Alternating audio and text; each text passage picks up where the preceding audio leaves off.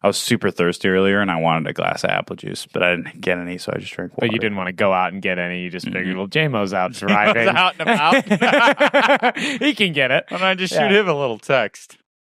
What else are friends for, man? I know, dude. Or personal assistants. Same job, I guess. Yeah.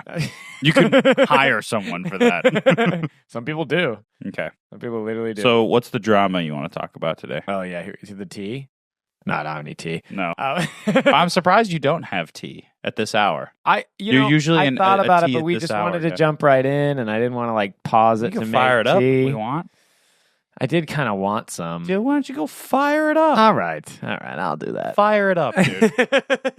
I now have my tea. Thank you, Michael, for encouraging me to take care of myself. I do what I can. So I do have a question to kick off the show here Proceed. for you today. Proceed. Okay, for all of you, not just Mikey. Mm-hmm. Okay, if you could have any special item as seen in a movie in real life, what would you have? Lightsaber. Okay, fair. That's got to be the most useful tool across the board. What would you use it for? Carving the turkey at Thanksgiving. Yeah, okay. What wouldn't I use it for, Yeah. dude? I'd cut down a tree. What, in the park? Yeah, I would. You'd have to be sanctioned or you'd get arrested because you can't just cut down a tree in a park. Yeah. So you could be like, join the forestry, and they're like, oh, we got like a new guy who's going to help us out today. And you just pull out a lightsaber, just, what? I'm thinking, dude, we get in a pickup truck. I hang out the passenger side window, and we just cut down the whole forest. I'm not really for that because I don't like deforestation that much. So, well, in this case, it would be for the environment because it's being done with clean energy, like a lightsaber. Still not for the environment to cut down trees. Doesn't matter. It's a kyber crystal and electric, dude. It's as clean as it gets. What else would you use it for other than cutting down a tree and carving the Christmas turkey or the Thanksgiving turkey? Hunting. Hunting. Yes. Hunting what? Self-defense. Okay. That's you pull out a lightsaber. I mean, people are running in the opposite direction. You're waving that thing around like a maniac. Not a chance you get you gotta hurt. Practice, bro. You can't just whip out a lightsaber. Like you would cut your arm off. Like there's no way, dude. Like yeah, if I gave you a wiffle ball bat to practice right now, I guarantee you'd hit something and just cut. You'd cut through the fridge. No, I wouldn't. Yeah, you would. You know why? Why? Because you know how you're often an Eagle Scout. No. That's separate. Do you know how often I practiced with a wiffle ball bat pretending it was a lightsaber as a child? I bet a lot. Daily. Daily. Inside in the winter, outside in the summer. Dude, I'd bring that thing on camping trips outside. Like, I'm telling you, dude, I was a Jedi on a regular basis. You were a Padawan. So, dude, actually, yeah, I've complete confidence in myself to wield a lightsaber. It's been a lot of years, Mike. Dude, I literally could pick it up tomorrow. It's like riding a bike. You could pick it up tomorrow The wiffle ball bat? and not hit anything erroneously. Mm-hmm. I mean, give me a chance. Maybe not like right here, but like, yeah, and then over here, all through the kitchen, I wouldn't knock anything down. Maybe not in a studio. We're gonna test that out. The wiffle ball bat is at my parents, so we can test that. All theory. right, we're gonna after test we go to the that. chiropractor. Yeah. We'll swing by my parents. Yeah. We'll go through my mom's kitchen in the living room. Yeah. She'll love that. Yeah. And then if you telling can, I won't question you again. Okay, fair enough. Where are we at on our point system? It's tied 1-1. Okay. Yeah. Everybody should probably know this about us. So Mike and I have a little ongoing game that we play where it's we don't have a name for it, but it's pretty much just it's pretty much just who ends up being right about certain things. Like he'll make statements and then I'll make statements, and sometimes we both make statements that the other guy's like, there's no way that's true. If the other guy directly disagrees, yeah, then we look it up, and then whoever's right, they get a point. Yeah. And whoever gets to 4 in a row first, yeah. At that point, you can't question them anymore anytime they make a For a statement. month. Yeah, I think it's a month, right? Yeah. So I can make a million statements in Yeah, a and month. I just have to literally say, yep, that's true. 100% correct. Yeah, about anything. But here's the catch, though: is like we're not just blindly doing it. Like the sky's green, it's not that. It's not that. It's just whatever our next fact is. That whatever comes up in natural conversation, you believe it's right. The other guy cannot question it. For example, Mike saying that he could easily wield the wiffle ball bat through the kitchen and hit nothing. I don't agree with that. But I just feel like you're going to hit something. If I had gotten 4 in a row already and it was the month, then he would have to say, "Okay, yeah, I believe you." I believe you, and I couldn't question it. It's such a dumb game. and then once the month is up, then it resets. Yeah, and then it goes back to 0-0. But yeah, we're at 1-1 right now. Okay, we need to start keeping track of what the facts are that the guy disagrees with. That's what we got to start doing. 100%.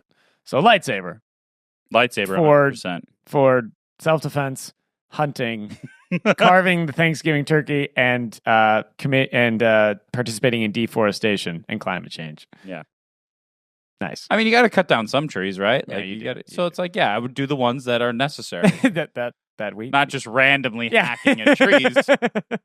Although, who could stop me? The United States government. I would block it.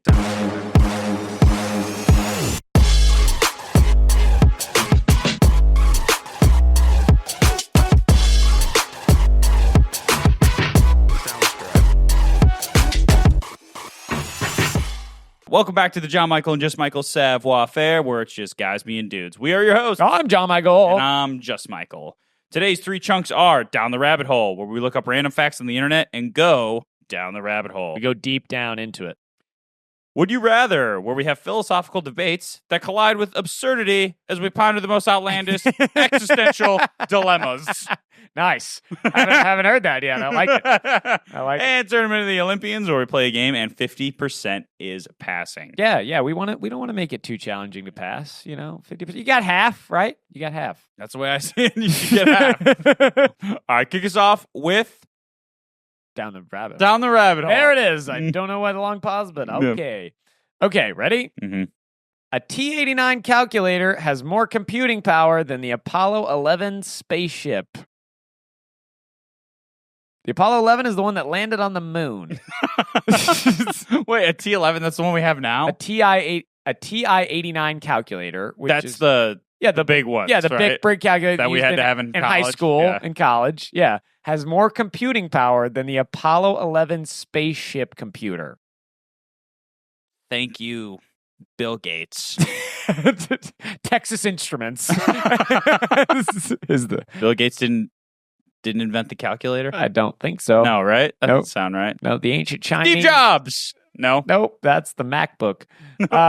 The Apple computer. But yeah. Start naming billionaires. Did he invent the calculator? Yeah. Did he invent it? Well, the first calculator was the abacus in ancient China, but then the modern calculator, that calculator was developed where you click a button and it shows up on the screen. That was Texas Instruments. Yeah, in 1998, they did the TI-89. Yeah. All right, dude. More computing power than the Apollo 11 spaceship. That's crazy. Tell me about it. This is so wild, dude. Many people who are old enough to have experienced the first moon landing, that does not include Michael and I. No. Also, some say it didn't happen. Yeah, some do, but we're not getting into that. we're assuming it did in this chunk. That's a whole different topic. There's no wind. The flag's waving in the wind. No. What do you think? I think it happened. I think it happened. I think they landed on the moon. I think so. Personally. But anyway, many people who are old enough to experience the first moon landing will vividly remember what it was like watching Neil Armstrong utter his famous quote. That's one small step for a man, mm-hmm. one giant leap for mankind. Wonderful job. Did he improv that? I'm sure he copyrighted it or figured it out beforehand. Maybe it was spontaneous. Look it up. I feel like that's too well said to plan that, or to not plan that. But also, some of the best quotes ever come from just in the moment of thought. Like his raw experience of just putting a foot on the moon. It was not improvised. Yeah. Armstrong's brother, Dean Armstrong, said that Neil practiced the line with him before the moon landing. Oh, yeah. That makes sense. Okay. That makes sense. Okay. Half a century later, the event is still one of the top achievements of humankind. Of course. Obviously. Despite the rapid technological advances since then, astronauts haven't actually been back to the moon since 1972. which is another reason why people think it's a hoax. But we're assuming it's not. Okay. This seems surprising. After all, when we reflect on this historic event, it is often said that we now have more computing power in our pocket than the computer aboard Apollo 11 did. On board Apollo 11 was a computer called the Apollo Guidance Computer. Yeah. It had 2,048 words of memory that could be used to store, quote, temporary results. The AGC, dude. The AGC. I'm sure they use that abbreviation. You have to. I'm sure you did. Yeah, NASA has a lot of them mm-hmm. because there's a lot of fancy terms. Their name is an abbreviation. It really is. Yeah, it is. Okay, this type of memory is referred to as RAM, also known as random access memory. Even more acronyms. Is that an abbreviation or an acronym? It's an acronym. Acronym. Abbreviation is like shortened a word. Like info. Yes. Nice job. I was going to say LOL, but that wasn't it because LOL is an acronym. That's once again another acronym. Yeah, it's info. Yeah, short for information. So, with RAM, random access memory, each word is comprised of 16 binary digits, also called bits, with a bit being a 0 or a 1. This means that the Apollo computer had 32,768 bits of RAM memory. Okay? 32, almost 33,000. Okay? In addition to RAM, it had 72 kilobits of read-only memory. The acronym would be READ.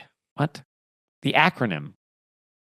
Read-only memory? Read-only memory. ROM. ROM. Thank you, Michael. ROM. Nope, just ROM. Which is equivalent to 589,824 bits. This memory is programmed and cannot be changed once it's finalized. Okay, so those are those two numbers. It's just explaining the memory real quick, which is background information that we need to have. Of course. Okay, a single alphabetical character, say an A or a B, typically requires 8 bits to be stored. Okay.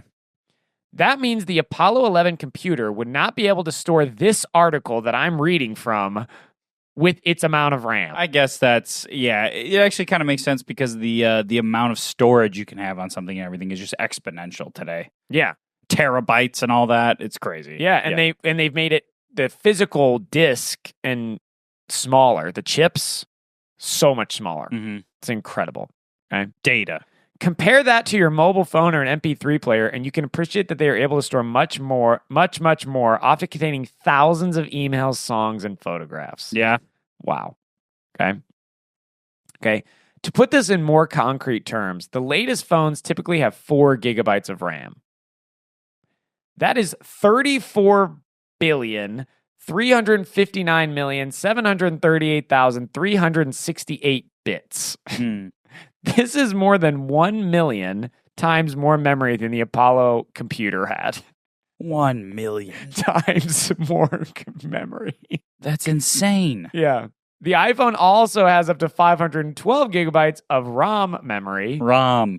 Which is 4,398,046,511,104 bits, which is 7 million times more than that of the Apollo 11 guidance computer. Oh, sir. That's so much, dude. But memory isn't the only thing that matters. The Apollo 11 computer had a processor, an electronic circuit that performs operations on external data sources. Pretty much it's just the circuit, how the memory gets access and all that. Okay. That ran at 0.043 millihertz. The latest iPhone's processor is estimated to run at about 2,490 millihertz. Apple does not advertise the processing speed, but others have calculated it. This means that the iPhone in your pocket has over 100,000 times the processing power of the computer that landed man on the moon 50 years ago. Industry. Advancement. To industry. To progress. To industry. To industry. To industry. You dear Governor. Rockefeller. Yes. Oh. Okay, now what about a calculator? Right, so we know the phone discrepancy. Now the TI-89, because it's like, okay, I can look at this iPhone and be like, okay, that makes sense how much, like how advanced this is. I get that. But a TI-89 calculator, like, dude, that's wild to me. Texas Instruments was one of the most famous manufacturers of calculators. In 1998, they released the TI-73. In 2004, they released the TI-84. Okay. If we compare the two calculators against the Apollo guidance computer, we can note that the TI-73 has slightly less ROM, but 8 times more RAM. Okay. By the time the TI-84 was released, the amount of RAM had increased to 32 times more than the Apollo computer, and the ROM was now more than 14,500 times more. Yeah, it seems like we could go to the moon again. Right. But I think they're like, why? Yeah. It's like, what's the purpose? Like, maybe they saw something up there, dude. Wait, what? Maybe they saw something like a monster or something, like a space monster or an alien or something. We went to the moon because they wanted to show our superior technology to the Russians because it was about capitalism versus communism. Yeah, of course. That was the space race. But now, it's like maybe they saw something scary up there, dude, and they don't want to go back. That is possible. I would imagine. Like a giant moon rock monster. Maybe it was just a shadow. Nothing was really there. Or a monster, dude. Or a monster. Or we just don't have incentive to go because it's just a rock in space and you would have to spend billions of dollars to just go and be like, we did it again. And then nothing would happen. I don't know, but like, would it be beneficial to go back today with modern technology, with the ability to like record stuff? There's nothing there. What would you do? The International Space Station does all of that. What are you going to do on the moon? What are you going to do there? I don't know, dude. Set up a new world. On the moon? It's not even that big. The moon is like tiny. The size of New Jersey? How big is the moon in comparison to the Earth? I'm going to go with the size of Arizona. It's 1/4 the size of the Earth, so it's bigger than Arizona. It's a little bit bigger than Arizona. It's more like all of South America and the oceans. You could set up a new world there. It's on the moon. There's no oxygen. You were saying it's not enough room. It's not big enough. Okay, I will take that back. But it's still, there's no point. Oh my gosh, it'd be so hard to get food there too, I feel like. It's impossible. Not impossible, but it'd be dumb. It'd just be a waste of money, which the United States government wasting money is not a surprise, but it's silly. Yeah. We're going to waste money here, not there. Let's get into that. What do you think they waste money on? What do I think the U.S. government wastes money on? Yeah. Oh my gosh, I just don't think they use their money effectively. I think they pay politicians, which is crazy. Mm-hmm. Like a lot. What do you think they waste money on? Statues. Roads. Firemen. Police. Infrastructure. No. Getting back to the education. Article. We're getting back to the article. All a waste of money. We're getting back to the article. Okay, cultivating the moon does nothing. In my personal opinion, I'm not an expert, but that's just what I think. So anyway, to finish this, because we're getting to something fascinating. What monsters are on the moon? No. With regard to processing speed, the TI-73 was 104 times faster than the Apollo computer, and the TI-84 was almost 350 times faster. It's mind-blowing to think about how a simple calculator designed to help students decades ago pass their exams was more powerful than the computer that landed on the moon. Now, the question that you will actually be interested in, or that you will want to know about, is what if the Apollo 11 had a modern computer? Yes. The Apollo computer was state-of-the-art at its time. However, if it had a modern computer, it would have been a lot quicker to write, debug, and test the complex code to deliver a man to the moon. It would just save people a lot of freaking time, which is what computers do now. Yeah, you have to manually do the math, but then you put it in there and it says, is this correct or not, or whatever. Yeah. That would be way easier than just like running 100 tests and blowing up a bunch of rockets. Exactly. It's like, we think the math is right on this. Shoot it up. It wasn't right. It wasn't right. Back to the drawing board, It's a $100 million rocket. Yeah. Let's get back at it. Taxpayers' money. The user interface on the computer called Display Keyboard, which the acronym for that is DSKY. Of course. Had a calculator type interface where commands had to be input using numerical codes. Today's interface would be a lot easier to use, which could matter in a stressful situation. Just hit a button. Yeah. Versus like you had to put in numerical codes, like it's crashing or something's going wrong. And you're like 7 5 2 9 6 11. Like it's like versus just like Mayday. Yeah. We've already coded this. Just click this button and it'll do all of it. Like you gotta put in the code. Yeah, you don't have to manually enter codes. Oh man. Goodness. oh my gosh, no wonder coding must have been so like such a sought after skill. Oh, this dude's a master coder. Yeah. Hire him. That'd be like so sought after. Oh yeah, still is today. But I feel like definitely back then. Yeah, but like definitely like this dude knows how to just manually input all this. Yeah. All day long. Thousands of codes, dude. Oh my gosh. All day, dude. Coding, manually code. It's a lot. No thanks, bro. No thanks. Happy to live in 2025. Okay. It would almost certainly not have a keyboard, but would use swipe commands on a touch screen. Yeah. Yeah. Or if that were not possible due to having to wear gloves, the interface might be able to work through gestures, eye movement, or some other intuitive interface. Okay. Surprisingly, one thing that wouldn't be better today is the communication speed with Earth. The actual time it takes to communicate is the same today as it was in 1969. Because I feel like it's just a far shot. Well, because distance. It has to go at the speed of light, which means that it takes 1.2 seconds for a message to get from the moon to Earth. But with the larger files we now send, and from greater and greater distances, to get an image from a spacecraft to Earth today will take relatively longer than it did in 1969 because it's more data transferring. That said, it would look much prettier thanks to advances in camera technology. Okay. Perhaps the biggest change we would see is the computer being a lot more artificially intelligent. Yeah, of course. I'm sure that the flying and landing of the spacecraft would not be put solely into the hands of the computer, but it would have much more information and intelligence to be able to make many more decisions the Apollo 11 computer was able to do in 1969. Yeah. This could be a huge relief for the astronauts because Neil Armstrong did say on a worrying scale from 1 to 10, walking on the moon was about a 1, whereas making the final descent to land was about a 13. Yeah, dude, the stress of that. Oh my gosh.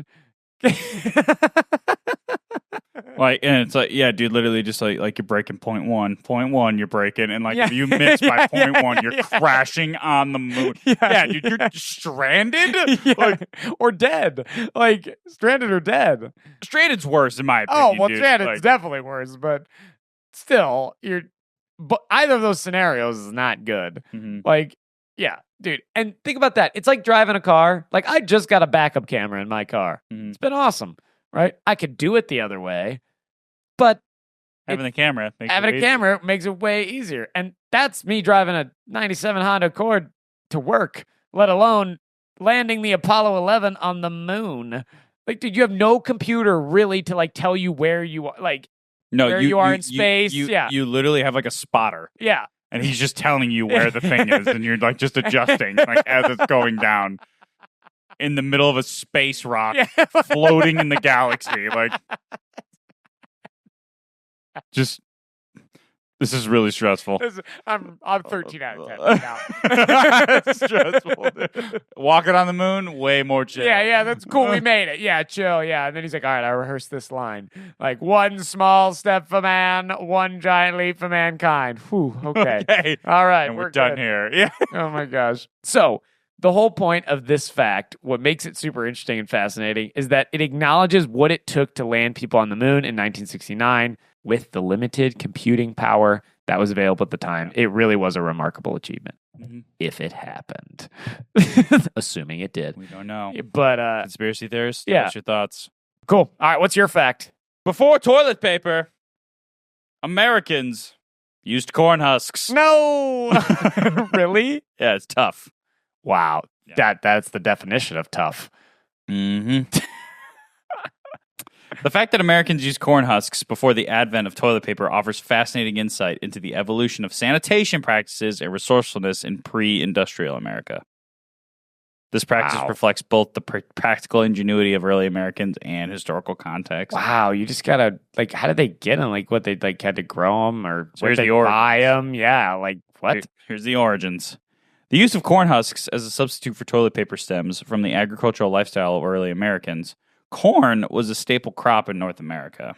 So, especially in rural areas, each corn cob is surrounded by a sheath of husks, which once separated and dried, they have a natural softness and flexibility that made them suitable for personal hygiene purposes. Yeah, but the plumbing back then wasn't good, so, they just had to throw them away. Probably. Yeah. I wouldn't reuse them. Our buddy Evan told me he went down to Costa Rica and they didn't have as good as plumbing as they do in the US. And yeah, dude, you just had to like in public bathrooms stuff, like you'd wipe and then you just toss it in a trash can. Yikes. Smelly. Smelly for sure. Okay, so the material was actually pretty good. Yeah, the widespread cultivation of corn among indigenous populations predated European colonization. Wow. So they've been using it for a long time. Yep. Native Americans used various plant materials, including corn husks, for daily needs. When European settlers arrived, they adopted and adapted these practices. Dude, the things you take for granted. I take toilet paper for granted all the time. I take being able to flush toilet paper for granted all the time. Indoor plumbing? Yeah. That's a huge gift. Access to water, just like right there. Like, oh yeah, I can just like turn on water and there's like I can shower or like I can, grab a glass from the fridge. Yeah. Well, some places do not have indoor plumbing. That's wild. Corn husks became a logical solution in an era when manufactured hygiene products were non-existent, particularly in rural areas where people relied on what was readily available. So, why were corn husks specifically used? Their availability, their practicality, their cost effectiveness, and their adaptability. Okay. I like it. I mean, just a versatile technology. Yeah. Boom. Yeah, dude. So before the widespread use of corn husks, other natural materials like leaves, moss, and even seashells, depending on the region, were employed for personal hygiene. Seashells? Did you just say the word seashells to me? Depending on the region. For your butt? It doesn't seem pleasant. But would that be pleasant? No. What? No. What? How? It's a hard, calcified surface. Unless you, like, pooped into it. And then, like... Why does that seem disrespectful to the earth? I don't know why. It seems disrespectful. Natural. We all poop. Just pooping in a seashell. But, like, wiping. Like, how do you wipe something that's not why pliable? would you do that? Why wouldn't you just poop in the sand and bury it? Like... Seems way more practical. It's like, I'm returning this to where you came. Yeah. Like, this time with a poop in it. Yeah, that's such a slap in the face to the ocean.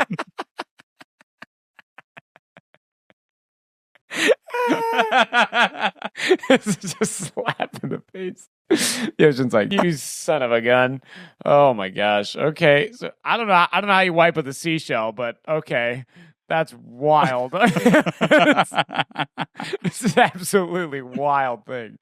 I guess. There's a curiosity and I want to look that up on YouTube. Well, also you have to remember too, I'm sure back in those days, you were literally, there was no nonsense in your food. Zero poison, zero pesticides. Came right out. So I think they were like a lot. I think that poops were like a lot cleaner versus nowadays. I feel like they tend to hang around a little more. So you kind of need toilet paper. That's so wild to me. Yeah. I'm still on the bidet train. To be I'll get one of those one day. Oh, dude, bidets are awesome.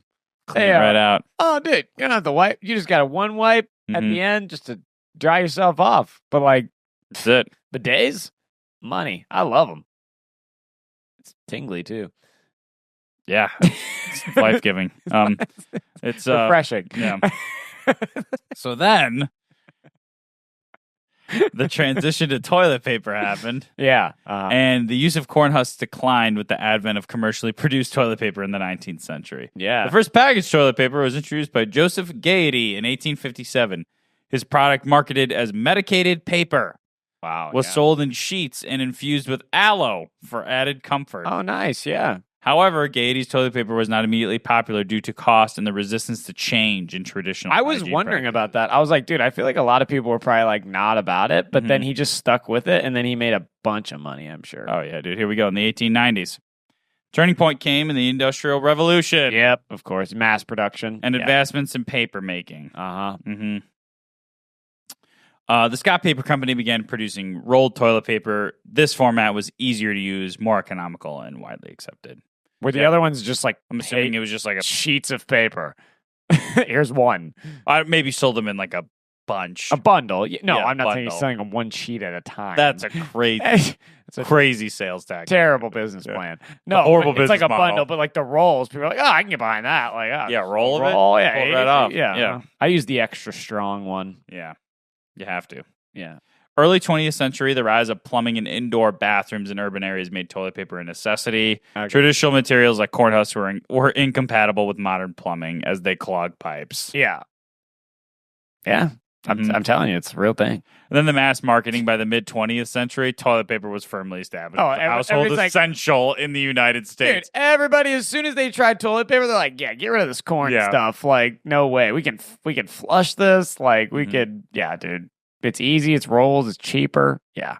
So why did Americans transition? 4 main reasons.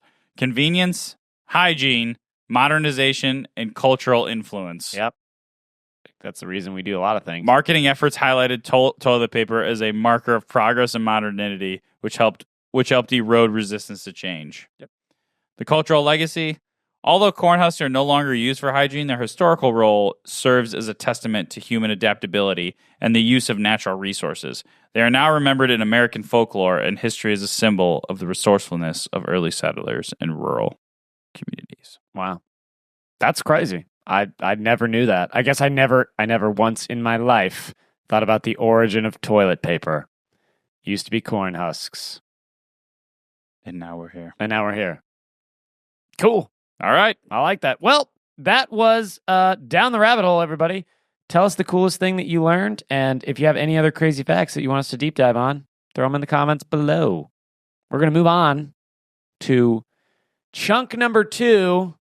Would you rather? Mm-hmm. You want to kick us off, Michael? Let's do it, dude. Okay. Would you rather wear wet socks for a year or sleep on a bed of nails for a week? Oh, can I take the socks off? Yeah, but I think it's just when I wear socks. Wet sleep on a bed of nails for a week? Dang, that's a good one. That's tough. Oh, man, a year of wet socks? I think you'd drive yourself insane. Dude, I think that'd be crazy. Dude, you'd have gangrene or something. Let's just take all disease stuff out of it. Okay. Like, it's just that feeling. It's just uncomfortable. It's okay, yeah. Not like I'm going to die from this. No. Yeah, but dude, you would have wrinkled, nasty feet. Like, let's say I wouldn't die from it, but it would be awful. Like, oh, dude, wet socks suck. But like on a bed of nails, and like I have to sleep on it. Like I can't just like move to the floor. Like that's my bed. It's this or that. Wow, dude. Usually with the would you rathers, I don't have like a I don't know, but I don't know. Oh my gosh! You just wouldn't sleep for a week. You would, but then you'd be done. It'd be done, even though it'd be horrible. Would hurt, dude. Yeah. But apparently, it's like weight distribution, so it doesn't hurt if you distribute your weight. That's like the whole thing. But with if you move in your sleep and you just wait, ow! I think I'm going bed of nails. I think I have to. A year's too long. A month I could probably do. If it, okay, a month. A month of wet socks. I'd still go month wet socks. I think I go month wet socks there. A month I could do. I would pick wet socks over a bed of nails. It's just the timeline where it's like a year. I couldn't do a year. No way, a year. A year's too long. No, dude. That's way too wet. You drive yourself insane. You're right. You would go crazy. A month of wet socks. It would be terrible, but I'd rather do that. Yeah, I probably wouldn't wear a lot of socks. I'd probably minimize my sock. Oh, but I don't like that feeling either. I do not like the barefoot. See, and that's where I have the up is I don't enjoy it, but it's fine. Okay, like I'd be fine with bare feet and shoes. No, but we can't say that because no, gotta be right. like you have to wear socks. It's go work all day in wet socks, and I've done that where I've stepped in puddles. I know you have, yeah. And I've done that with my other shoes where I got the waterproof. You do not come home happy. I'll tell you that much. No, you're in a sour mood. It's the best feeling when you rip them off. And that'd be good. You could get that every day. A month I could do. A year. I think I would go crazy. No way. A year I'd go crazy. All right, bed of nails. Bed of nails. Okay, cool. All right. Okay, that was a good one. That was a really good one. Okay. All right. Would you rather fight a chicken every time you got into a car or fight an orangutan once a month, but you get a sword?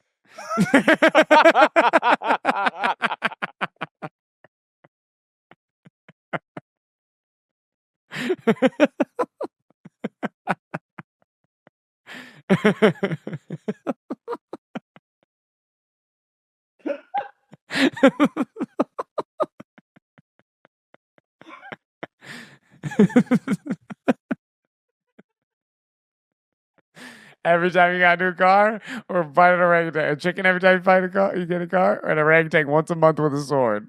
You get a sword, yeah. Because, dude, orangutans are no joke. Like, yeah, they will mess you up, dog. It's like you get a sword, or it's like a chicken, but you're fighting it. So like the chicken's not just like docile. No. It's what do they call it? Like cockfighting or whatever. Yeah, it's one of those. Yeah. Those things got some sharp claws. Every time you got in a car. I think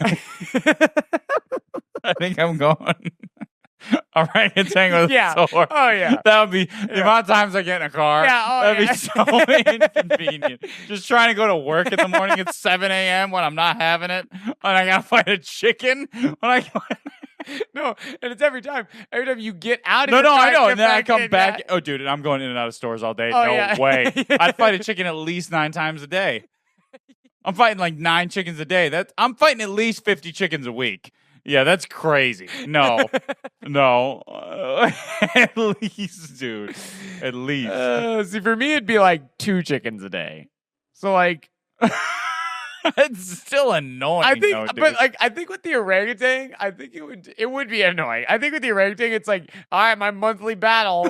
Coming up, sword. I gotta, and then you could train in your off time, and then like you could just go wax the orangutan. It takes 1 minute. Like your first battle, it'd probably be like tough, but you'd win. But then like once your succeeding battles, you just get better and better. Like I just spent an hour a week training, go in, wax the orangutan, get out of there.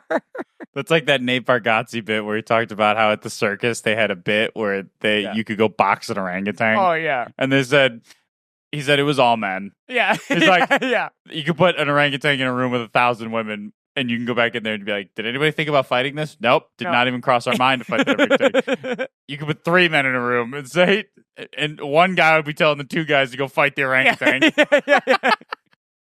Yeah. Okay. I love it. Okay, so you're going orangutan. Mm-hmm. I am also going orangutan. Okay. Would you rather sit through a 5-hour movie of your least favorite genre? Okay. Or play in a pickup basketball game wearing skinny jeans? Pickup basketball game wearing skinny jeans. Yeah. Close. Yeah. I don't want to see a horror movie for 5 hours. No, I can barely stand it for like 10 minutes. No, I don't like it at all. Yeah, no. Nope, not a thing. Oh, dude, basketball and skinny jeans, I'll rock that all day. I'm cool with that. Gosh, that'd be so uncomfortable, though. Like skinny jeans. Like not, the tight ones. Yeah, the tight ones. This isn't just jeans. Basketball game? Dude, your crotch sweat would be crazy. Oh, yeah. It would be super uncomfortable. But, yeah, no way I'm watching a 5-hour-long horror film. I'm going same thing. Yeah, you can't pay me enough. You cannot. No way. Okay.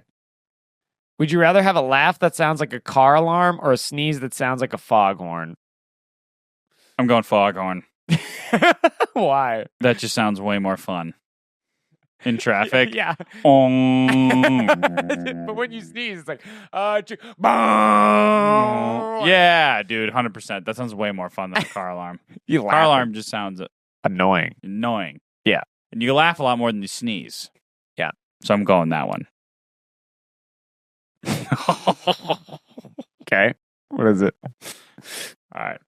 Would you rather have a mosquito buzzing around your ear every night as you sleep?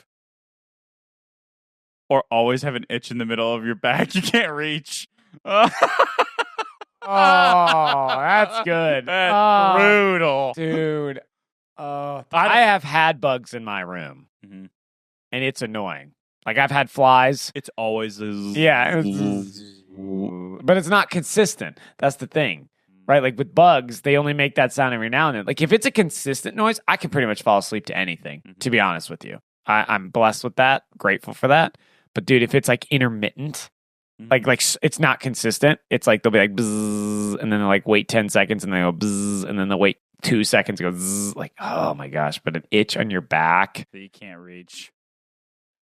I think I'd rather go with the itch because I'd rather have my daytime disturbed than my sleep.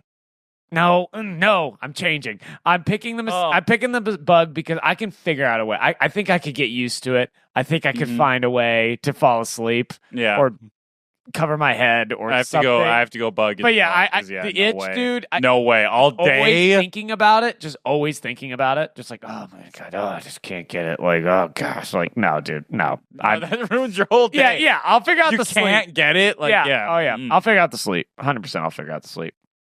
Would you rather be given $100 million, but you have to move to Siberia next week and never leave again? Or flip a coin.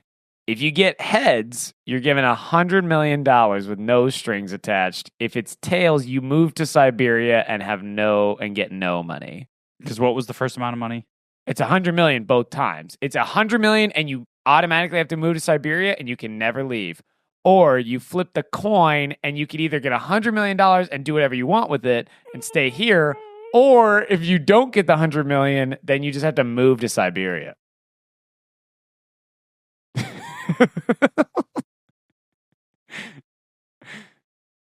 It's quite the chance there. You can have a very comfortable life in Siberia with $100 million. Regarding like you can buy a nice house, you can have a mansion, you could stay inside, but you can't go anywhere because it's Siberia. Yes, Siberia. Or you take the chance. Hold on. You get $100 million. You can stay in the USA, or you got to go to Siberia with no money. I'm going to look this up here. Hold on. What are you looking at? I'm looking where it is on the map. And also... Northern Russia. Oh, dude. I'm going to Siberia. Is it like nice? With $100 million. Yeah. Brutal, harsh winters, it says. That's what it's known for. Okay. Getting down to like -13. Okay. On a regular... It's known for its long, harsh winters. Okay. With January at an average of -25. Oh, okay. So yeah, winters would be brutal. But it's like a town? But dude, there's lakes and beaches and yeah. Oh, okay. There's a city. Yekaterinburg. Russia? Oh, dude, with $100 million? Yeah. I'm going Siberia. Okay. I didn't know Brutal that. winters, bad winters, but like... we're just uneducated because I didn't know that Siberia I thought it was the same thing. I just thought it was a frozen wasteland all year round. Frozen wasteland all year round. Yeah, no. Okay. All right. Would you rather never use air conditioning again or always have to use a public restroom with no toilet paper when you go to the bathroom? Never use AC. Never use AC. I grew up without AC. I grew up. That's Friday for me, baby. Yeah. First 18 years. I could do it again. Oh, dude. I literally, growing up, we didn't have AC. And Colorado's not the hottest place, but it gets hot, especially when you're sleeping on the second floor. Dude. In the summer. Oh, dude, I would be like, just minimal like underwear and just to have like 3 fans going on me. Oh yeah, dude. But dude, it was hot. Sweating as we sleep. You would have hated it. You would have lasted a day. You wouldn't have lasted 1 minute. I cannot sleep in the heat. You can't. It is almost impossible. We had our whole thermostat argument the other month ago. We've been in a good spot. I think the 60s, 67, 69, the winter's been fine. But no, you were adamantly upset about it. You were like, I couldn't sleep last night. So freaking hot in here. Like, and I was the same way about the cold. I was like, so cold, freezing my butt off. I feel like during the fall-ish time is when it was, because it was like some nights were a little colder or warmer than others. And we would storm out there in a huff. Middle of the night. This freaking guy changing it, turning it down, turning it up. I would turn it down. 62. Yeah, just to spite me. Yeah. I wouldn't go 62, but I'd usually keep it at 65 and I'd go 64. Yeah. just to get it, just to dig one in there, So hot. Yeah. All right. That was the last one I had. So I have one more. You have one more? Yeah. This one was just like a super funny, silly one that I found on Reddit, which I just didn't understand it. Okay. So I just thought it'd be hilarious. Let's see.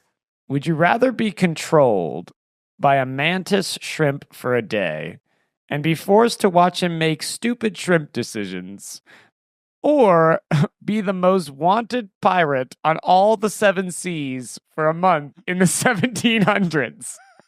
It's like I'm going pirate. I'm gonna pick pirate. I think. Like, a mantis shrimp. What even is that, dude? I read that and I was like, "What is this question?" What and is I a kept it just because I mantis thought it was shrimp? hilarious.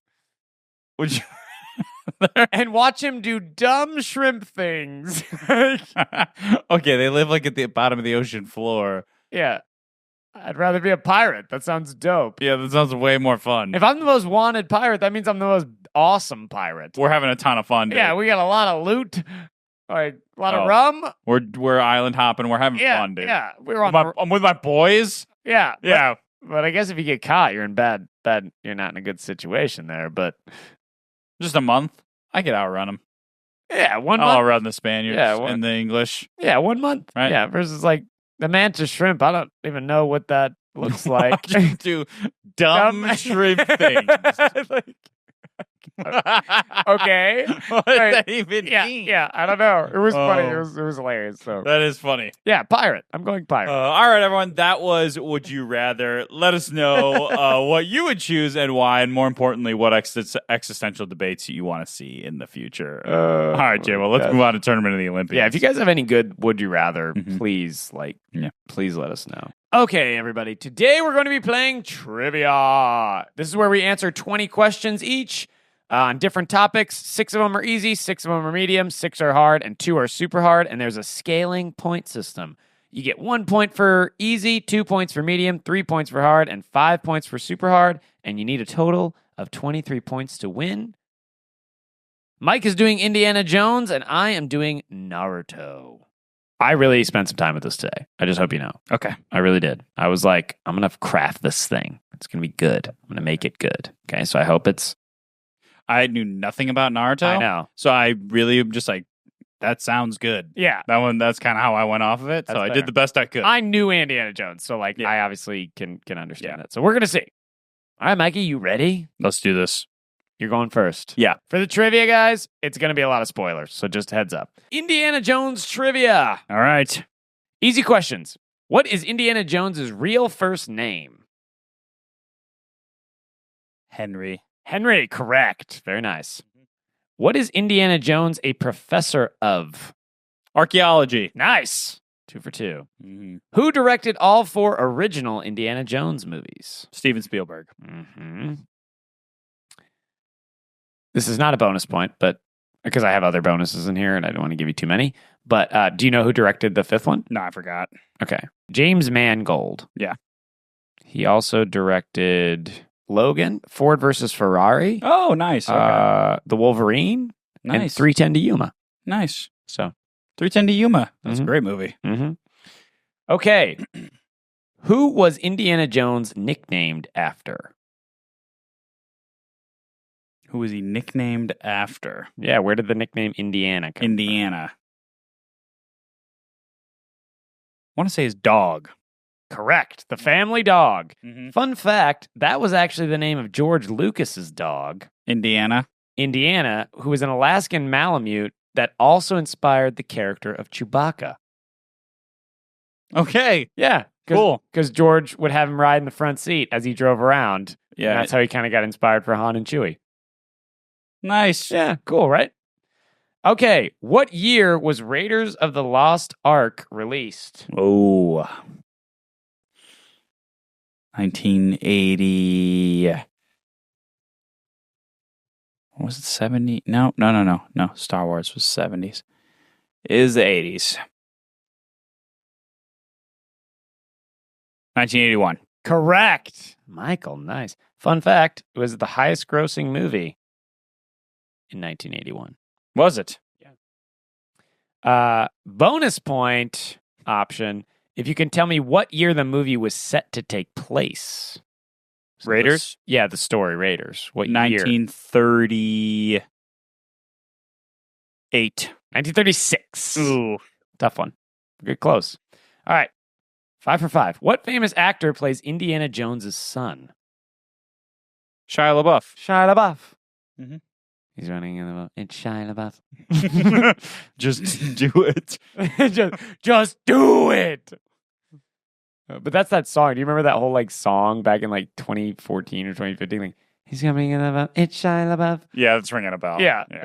Okay. All right. Medium questions. Okay.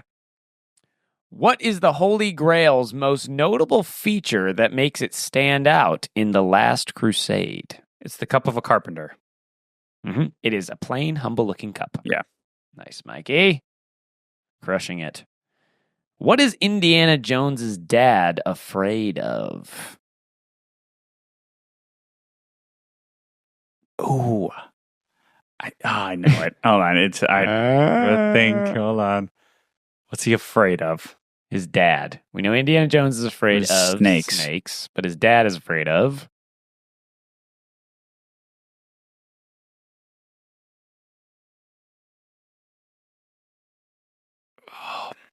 heights, flying. I'm gonna go with flying. rats.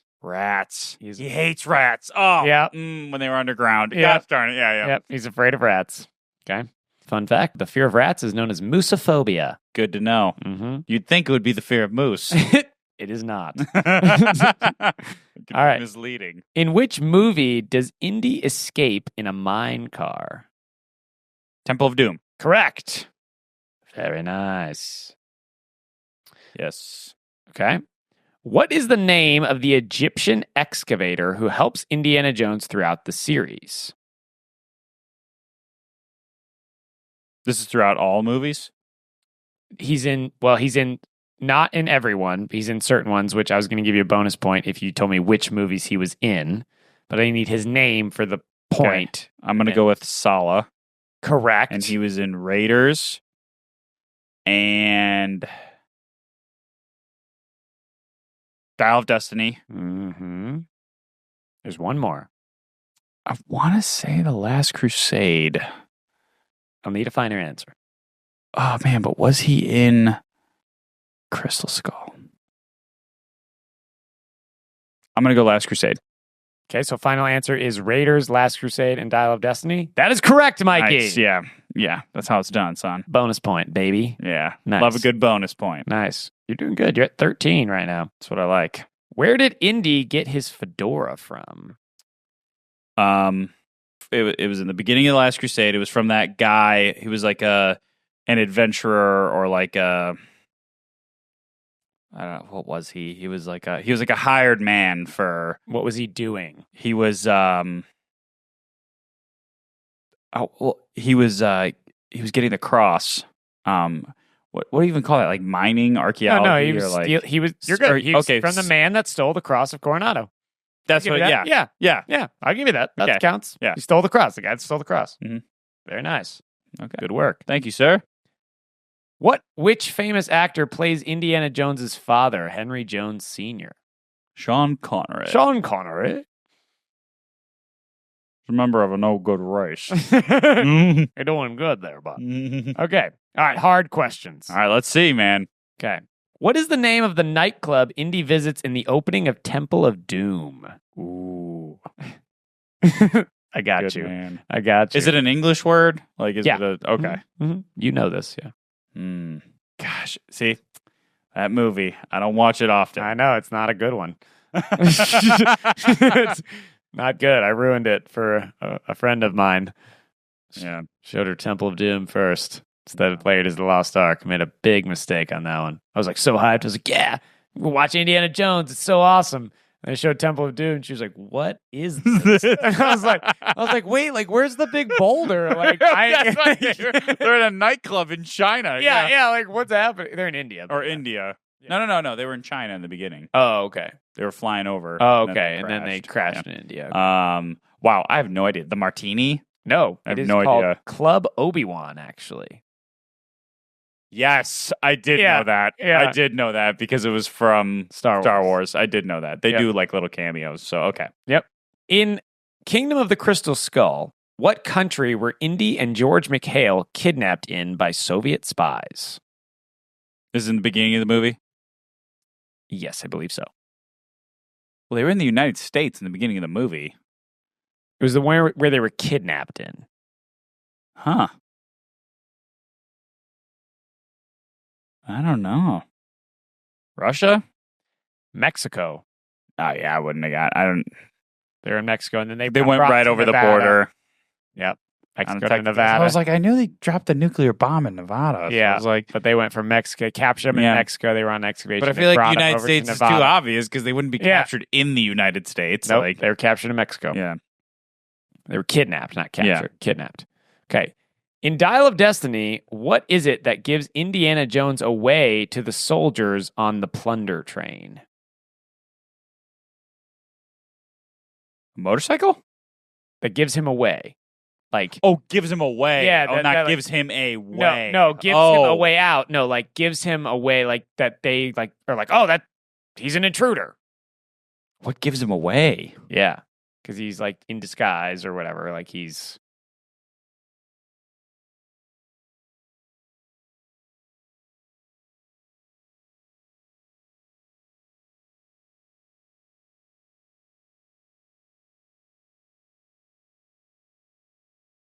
I don't know. You don't know? I remember the scene in my head when he gets caught. Yeah. I don't know what it was that tipped the guy off, though. There's a bullet hole in his uniform. Oh, yeah, I wouldn't have gotten it. I thought it was like his watch or something. Yeah. I couldn't remember what it was. I do remember somebody being like, looking something. Yeah. And, like, I just don't remember exactly what it was. Okay, that was a good one. I got you, dude. Yeah. I told you I put some time into this today. Okay, what material is the crystal skull made out of? It's like alien bone. No, it's an earthly material. It's a material found on Earth. Okay, it's crystal. I feel like it's not that obvious. That's not the answer. Is it just crystal? Not crystal. Okay. No. It's like an element. Okay. Mm-hmm. That's a mineral, technically, but yes. Sulfur. It's made of quartz. No, I wouldn't have gotten that. Yeah, no. Okay. In Temple of Doom, what weird delicacy was offered to Indy to eat? Monkey brains. Nice. There we go. Back on the board. Yeah, there we go. I love it. Where am I at? You're at 20. Okay. Going to the last hard question. In The Last Crusade, which language did Indy have to count to 20 in before his father would listen to him? Greek. Oh, dang. That was too easy. I didn't know that. Count to 20. In Greek. Okay, well, you passed. Good for you. All right. Anticlimactic, but we'll do the super hards for fun. Funsies. Okay. All right, these were fun. I came up with good ones. Okay, super hard. What are the names of Indy's female counterparts in each movie? Marion. Mm-hmm. Ravenswood, I believe. Yes, Ravenwood. Elsa Schneider. In which movie? That's Crusade. Okay. Correct. Marion again in Crystal Skull. I don't remember Temple of Doom. Yeah. Elsa Schneider. Yeah. Is Crusade. Yeah. Marion again. Yeah. And then I actually forgot the name of his like daughter figure in that one, so I don't know that one. But man, who's Temple of Doom? What's her name? You're gonna know when I say it. I know as soon as I hear it. I don't know. So I guess I got 2 out of 3. You got 3 out of 5. 3 out of 5. Willie Scott is in Temple of Doom. Yeah, Willie. Yeah. Dial of Destiny, her name is Helena Shaw. Yeah. Okay. All right, this one's fun. I really think you can get this, but this is like the ultimate Indiana Jones knowledge, which I think you're going to get. Okay. In The Last Crusade, what are the 3 tests that Indy must pass to reach the Holy Grail? You need to give me the name of the test, what it actually is, and then how Indy passed it. The names I struggle with, but I know exactly what he did, and I know exactly how he passed it. But if you can reverse engineer that, because the names are related to... I'll give you a hint. All of it is the blank of God. I want to say the penance. For the first one? The penitent man. The penitent man will pass. Yes, only the penitent man will pass. So it's... But it's not penitent. It's not it's the blank of God. It's like a noun. Mm-hmm.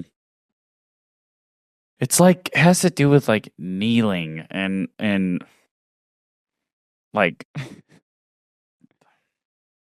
I know the second one. The second one's the name of God. Jehovah. Why don't you do this? Why don't you describe it for me, and then maybe I can give it to you. First one. Saw comes in, he kneels, and he says, the penitent man will pass. Okay. The next one is... But then how did he get past it? Because not just passing the test, like he had to because the saw kept coming. So how did he like overcome it? He kneeled and rolled. And then he pulled the rope. Okay. All right. So got that one. That's called... The submission to God, the healing of God, the faith of God. No. And I might give you partial points. You already won, so it doesn't matter. I don't know. It's called the breath of God. Yeah, no. Because he feels the wind. Yeah. And then that's when it tells him to kneel. I thought the next one was the name of God. It is not. It is the word of God. Oh, the word of God. Yeah. That's good. Okay. And then he has to spell out Jova in Latin, and he steps on each letter. Mm-hmm. You said in Latin, yeah. So he uses an L instead of a J. Okay. I instead of a J. Okay. All right. Yeah. Only in the footsteps of God will he proceed. Mm-hmm. And then, do you know what the last one is? Yeah, it's a leap of faith, and he has to step out into the invisible track. Yep. And then what does he do after that? He throws sand on it. Yeah, to illuminate the path. Mm-hmm. Okay. The path of God. The path of God. Only in the leap from the lion's head will he prove his worth. Mm. Okay. So I'm going to give you 3. Okay, cool. Because I feel like that's fair. Yeah. So 26, Mikey. Dude. Well done. Thank you. That was a good one, right? That was great. Well done. That was the right amount of challenge. All right. Okay. All right. We're going to try it with Naruto. We'll see. Mikey's never watched Naruto once in his life. So I just went with what sounded good. All right. And I feel like I feel like it was, though, because I looked at it, it's like, who's this person's name? Who's this person's father? What does this do? Okay. And I was like, okay, I think this is kind of accurate. All right. Well, let's try it out. Naruto Trivia. Mm-hmm. Here are the easies. What is Naruto's favorite food? Ramen. There it is. What is the name of the village Naruto is from? The Hidden Leaf Village. Yes. I'll give you bonus points if you can answer the Japanese word. Not a clue. Okay. It gives me the Japanese word. Shokin? No. No. Kanohagure. Oh, Kanohagagure. Yeah, that one. But Hidden Leaf Village is correct. Yeah. Okay. What animal is Kurama, the tailed beast sealed inside Naruto? He's he's a 9-tailed fox. Nice. It just has a fox, so you knew exactly what kind of fox. I knew how many tails he had. All right, dude. Yeah. Here we go. What is the color of Naruto's iconic jumpsuit? Orange? Yeah. Yeah, orange. Don't overthink it. Yeah.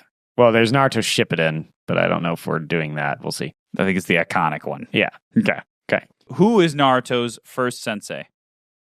Ooh. Starts with an I. Iruka Sensei. You know his last name? It's like first and last name here, but I'll give it to you. I only gave you when you did the women. Fair enough. All right. Iruka. I don't know his last name. Iruka. Iruka Umino? Yeah, never got you don't that. know But that. Iruka. He just calls him Iruka Sensei. Okay, cool. We're good then. Mm-hmm. Last of the easies. Yeah. What is the name of Naruto's rival and teammate who dreams of revenge? Sasuke. You know his last name? Do you know his last name? Just for Sasuke funsies. Uchiha. Nice. Yeah. Okay. Yeah, you got all of them. Yeah. Here come the Sasuke! Oh, man. Here come the mediums. Okay. What is the name of the jutsu Naruto learns from? Yeah, see, these are like all these words. Yeah. Okay. Jiraiya, that becomes his signature move. Shadow Clone Jutsu. Oh, no. Nope. I know it's not right. Sexy. Oh, sexy. Sexy Jutsu? Rasengan? Oh, the Rasengan? Oh. That's what it says. Oh, well, the first one he learns is Sexy Jutsu. Actually, he doesn't learn the Rasengan until later. But yes, that is true. I guess what becomes his signature move? I mean, the Sexy Jutsu is... So the Sexy Jutsu is just funny. Sexy Jutsu? Yeah, like what he does is he can like turn it. So Jutsu is like you have like powers. It's like energy, chakra stuff that you can like, turn into stuff or do different things with. sexy jutsu. He uses it because it's like he can like turn into like a bunch of like sexy ladies and they're like naked, but it's like a mirage. Mm-hmm. And so like he'll use it. It's like funny. It's like a bit that comes back where it's like, like sexy jutsu, like when he's facing like a really difficult opponent or whatever. Okay. And he uses sexy jutsu and it distracts him. Yeah, because it distracts him because they're like, what? Yeah. So I thought it was that, but that's fine. Yeah, Rasengan is I'll give you one. No, don't give it to me. Don't give it to me. All right. No, I didn't get it. What does the Sharingan allow its user to do? The Sharingan. It allows to copy other jutsu. No, yeah. I'll give it to you. What does it say? It says copy jutsu and predict movements. Yep. Mm-hmm. Okay, I'll give you that. Oh, yeah. Kakashi, the copycat ninja. What is the name of the organization that hunts Jinchurikai like Naruto? The Akatsuki. Yes.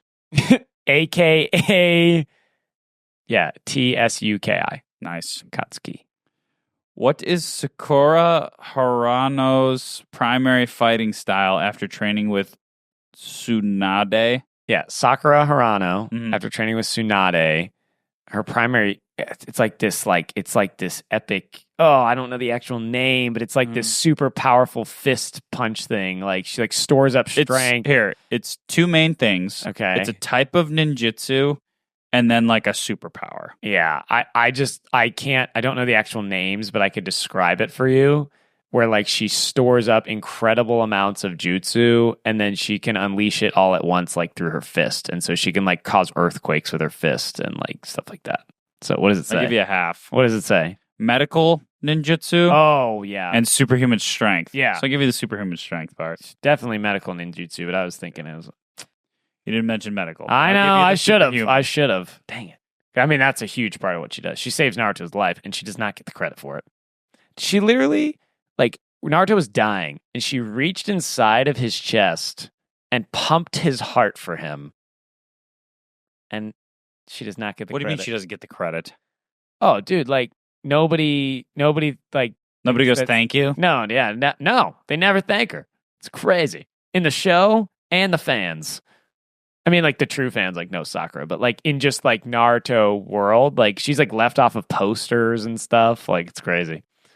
Yeah. It's really weird, but she's really dope. Mm-hmm. All right. Who becomes the fifth Hokage of the Hidden Leaf Village? Hokage. Half of this I don't know any of these words. Like Tsunade. Tsunade is correct. Yeah. Are we in the hards yet? No, one more medium. Okay. We're in the hard. Okay. What is the name of Kakashi Hatake's famous eye technique? Oh, man. His technique... Well, he uses the Sharingan, and he's called the Copycat Ninja. But what is his technique?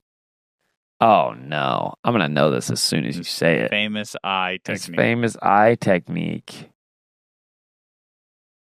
Oh, no. I don't know. What is it? Chidori. Ah, Chidori! Or Lightning Blade. Yeah. Dang it.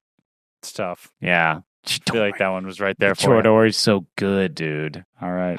On to the hards. All right. What is the full name of Naruto's father, the fourth Hokage? Oh, man.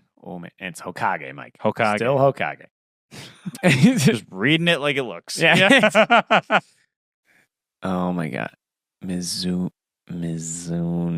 Oh, my gosh. I'm going to be so upset if I don't get this. Come on, John Michael. This is embarrassing. I want to say Mizuno, but that's not correct. You're not too far off. I know I'm not. The fourth Hokage. I have no idea what a Hokage is. It's the leader of the Hidden Leaf Village. Oh, okay. The most powerful ninja. Mizuke?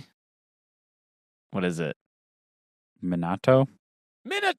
Gosh, dang it. It was Minato, son of a gun, dude. Minato Namikaze.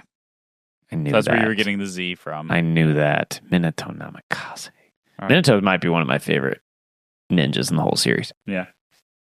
Who's the first person to defeat Pain during the invasion of the Hidden Leaf Village? Naruto. That is one of the best arcs in television history. He defeats Pain. Dude. Because there's like no way to defeat Pain, and he defeats Pain. That sounds insane. Dude, it is. That arc is like. There's nothing like it. Yeah. Because then not only does he defeat Pain, but he heals Pain. He heals Pain. Yeah. Pain's the name of a character, but. Oh, I thought it was like the concept of pain. No. Wow. Wow, he heals all pain? What is the true identity of Toby in the Akutsuki? Akatsuki. Yeah. Obito Uchiha. Nice, dude. Yes. Which clan is known for their mastery of insect-based jutsu?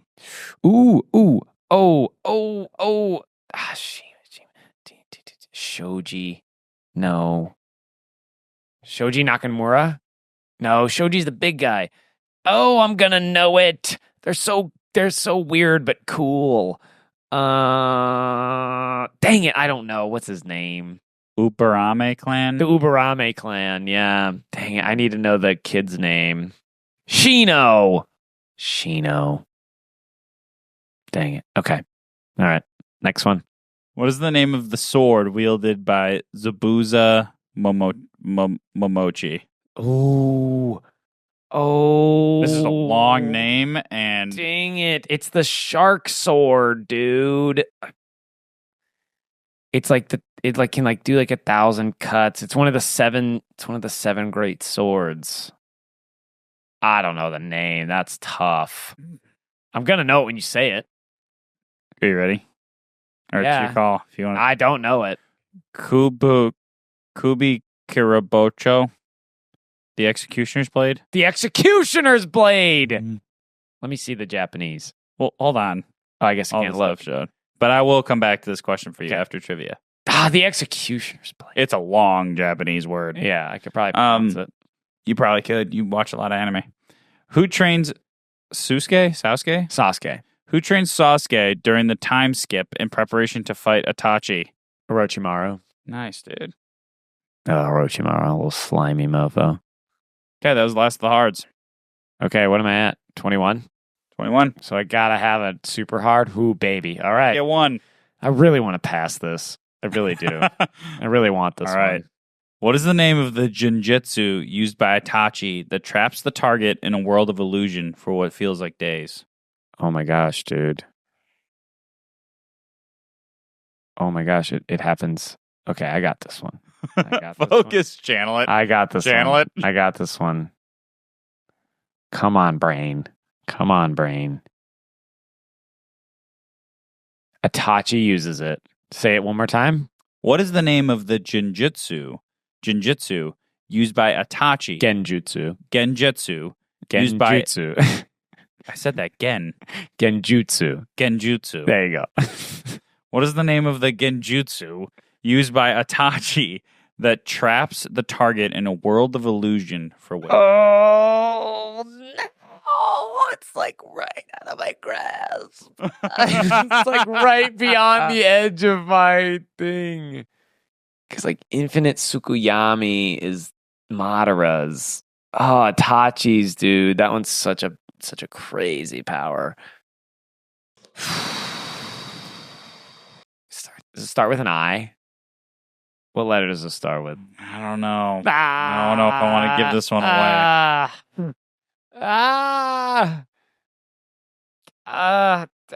T. I'm going to go Tsukuyomi. That's your final answer? Yeah. Correct! Let's go! For the win. Tsukuyomi. Dude. 1, 2, 3, 4, 5. Yeah, because then Madara's is Infinite Tsukuyomi. Yeah. There you go. You passed. All right. One more. What are the names of the 2 sage toads who help Naruto learn sage mode? Ma and Pa. No. Oh. What is it? It's not even close. Fukusausuke, Fugasaki. And Shima. Fugasaki and Shima. Yeah. Yeah, but he calls them Ma and Pa. Ma, Pa, and Pa. Oh, okay. Ma Toad and Pa Toad. That's the word, 17. Oh, Kubikirabacho. Mm-hmm. Yeah, that one. Yeah, the Executioner's Blade. All right, cool. We both passed. Good for us. Oh, that was weird. That was horrible. That was not good. Oh, that. I think it's my left look hand. at the elbow. Look at the elbow. All right. I love it. All right. Okay, everybody. That is the end of the podcast. Thank you all so much for tuning in. We hope you had as much fun as we did today.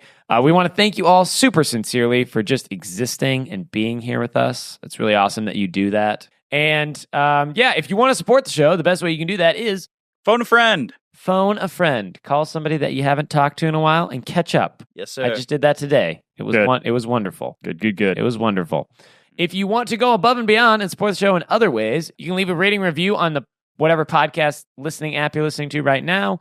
You can like and subscribe on YouTube. You can follow us on our social media and share those clips with anybody that you feel would enjoy them and laugh at them, find them funny. Those links, that link is in the description. And if you really want to be a rock star for us, you can sign up for our Patreon. It is $5 a month, and you get every session a week early. So you can get next session right now when you sign up. And before we go, there's one other thing. Super important. Got to remember it. Got to keep it in the front of mind. There is more to life than bills. We will see you all next week. We love you so much. Peace.